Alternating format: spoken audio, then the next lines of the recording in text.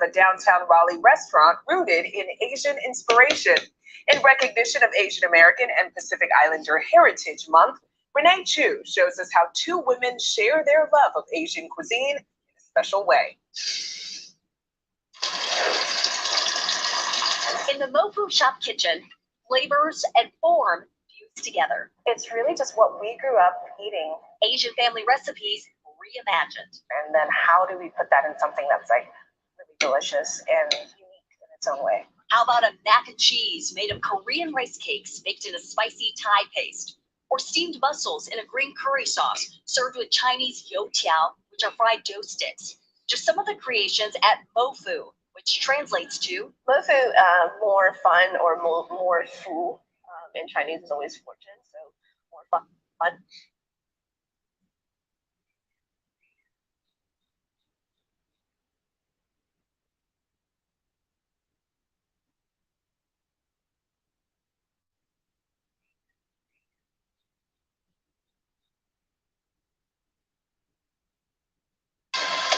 And welcome back. Hey everybody, I'm Dan Haggerty. Now I want this, as always, to be our little news safe space where we can discuss things in depth. Salute. It's not going to be for everyone. I'm not going to be for everyone. I get that. But you're not going to see me talking about car crashes here or house fires or some random shooting. I'm not here to tell you the news. I'm here to discuss the news with you. So please, be part of the discussion. Email me at dan@wral.com. Tonight, we're going to talk about weed. And I have done a lot of research. You know what I mean. Because North Carolina wants to legalize marijuana. Most of you anyway. At least that's what the polls say. He said he done a lot of research. He did some research, all right. Inhaling, exhaling. WRAL published our research earlier this month, and most voters support legalization. And lawmakers have never been closer to legalizing medical marijuana with support on both sides. Now, it's hard to believe, but when it comes to legalization, just eggs and oatmeal is this in morning. the minority. I mean, at this grits. point. One of just 13 states that hasn't legalized marijuana in one way or another. Now, I moved here from Portland, Oregon, where it's as easy to buy as a six-pack, with dispensaries looking more like Apple stores than a Circle K. Just across the border to our north in Virginia, it's been legal since last summer. Yeah. It's going to be sold in stores for recreational use by 2024, the 19th state to fully legalize it. Now, the dominoes are set. But ain't came in North Carolina yet. And the first one could be nudged at any Thanks. time. So let's talk about what legal marijuana really means to this state, because regardless of whether you want to decriminalize it, authorize it for medical use, or flat out legalize it, the concerns fit into the same major categories. The impacts on crime, impaired driving and traffic crashes, our kids and their usage, and for lack of a better term, its impact on the moral fiber of a state with deeply rooted values that have not included legal drugs in the past, other than booze, of course, and I guess cigarettes and whatever they're putting in Chick-fil-A. So let's spend a few segments, shall we, discussing your ideas and questions and concerns surrounding this topic, because we have plenty of places to look for answers. While these waters for us are uncharted, for states like Colorado, they've been sailing them for more than 20 years. So Yes, exactly. I reached out to their Department of Justice to see what they've learned along the way. And the very first thing we discussed may surprise you. So I think that, honestly, from a crime point of view, one thing that I think many people thought would happen would be an elimination of the black market.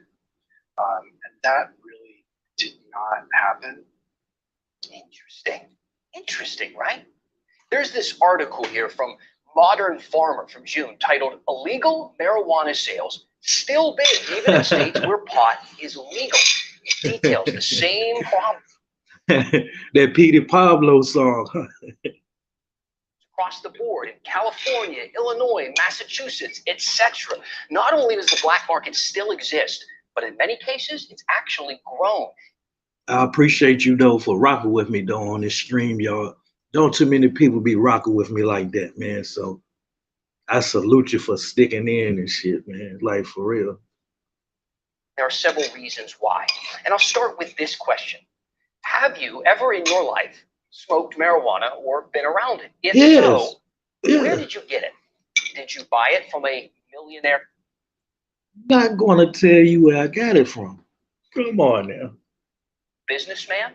Because in states where it's legal, that's who's selling it. The red tape is complex and expensive, from the packaging they use to the kinds of pesticides that they put on the crops. At this point in Colorado, according to the 2022 estimates, just to open a dispensary, this isn't counting the regulations or the permits for growers, you need startup capital between $150,000 and $2 million. And regulating agencies, they don't take those payments in duffel bags of cash. And then there's the taxes. I mean, the massive amount of tax dollars paid by everyone involved in selling legal marijuana. Last year, Colorado sold more than $2 billion worth. I'm gonna get up there. And the state Yep. raked in $423 million. It's the kind of money that makes politicians want to legalize just about anything. Colorado collects a 2.9% sales tax and a 15% retail sales tax and another 15% in an excise tax, with legislation now being considered to boost that to 25%. It's really not that complicated. Legal weed is a lot more expensive to sell, and the drug dealers who were selling dime bags to college students didn't pivot into the private sector. Instead, they shifted their business to find the demand. Okay, I will. A lot of other places where it's not legal, and so Colorado. Hey, look, is, you know, something that do that be will you go, on G'd Up and it only Quinn goes south live and east, stuff? and nothing goes west. So let's look at the map. We're one of the gray states east of Colorado where weed is still illegal. The green states on the map have recreational marijuana. The blue states have medical. That's almost 3/4 of the country where legal marijuana is being grown and sold, still mostly sold to states like us, because legal marijuana can't cross state lines, and the criminals don't mind breaking that rule. Kind of seems obvious when you break it down that way. Of course, the illegal market still exists based on those factors, right? But it's something that most lawmakers didn't see coming. See, North Carolina has a bit of an advantage in that way. States like Colorado have a decade or decades worth of data. I think I be showing the seeing impacts that medical and seeing your recreational name on marijuana has G'd had Up Quinn crime and when kids he be and car going crashes live and and stuff. everything. So if you have questions about any of that, please let me know. Email me at dan@wrl.com. Feel free to ask me anything. Yeah, I rock with G'd Up Quinn. But this is the deal though. It's a whole lot of people I rock with and stuff though, right? But they don't never be over here in my damn, chatting comments and shit like that. So I be falling back from a whole lot of people and stuff.